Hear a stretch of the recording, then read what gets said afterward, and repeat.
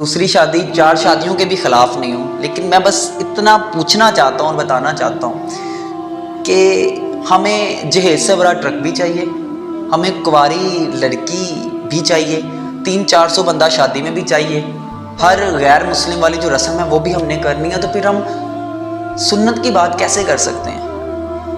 یا تو آپ ایسا کرو نا کہ سنت کے مطابق پہلی شادی کسی بیوہ سے کرو جس کی عمر 40 سال ہے، وہ آپ کو یقیناً دوسری شادی کرنے سے منع نہیں کرے گی. پھر دوسری کسی طلاق یافتہ سے کرو، وہ یقیناً آپ کو تیسری شادی کرنے سے منع نہیں کرے گی. پھر کسی کنواری سے کرو، پھر دوبارہ چوتھی شادی کرو. اگر بات سنت کی اور دین کی کرتے ہو نا، تو دین میں سے صرف اتنی بات نہ نکالو جو آپ کی سائڈ پہ لگتی ہے.